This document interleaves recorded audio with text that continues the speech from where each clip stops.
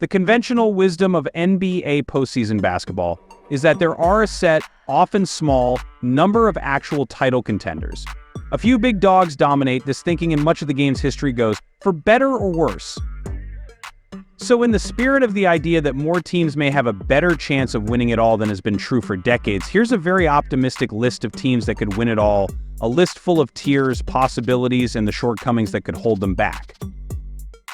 Oklahoma City Thunder. The Thunder are particularly alluring as a rising power to believe in. They're exceptional on both sides of the ball, are deep and wildly athletic, and boast star power from likely MVP and Rookie of the Year runner-ups in Shai Gilgeous-Alexander and Chet Holmgren, respectively. The Milwaukee Bucks. They are phenomenally talented. Chris Middleton is back. They've won 10 of their last 12, including 3 of 4 during a tricky West Coast swing.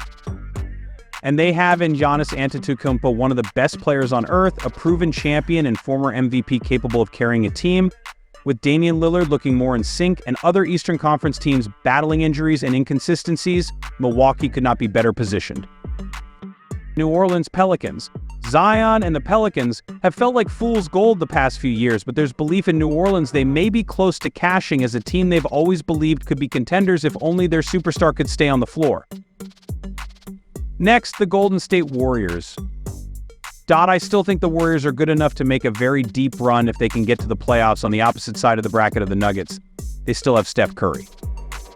Since Draymond Green's return to the starting lineup in January following his suspension, the Warriors have the 9th best defensive rating in the league, a critical improvement for a defense that was downright bad without him.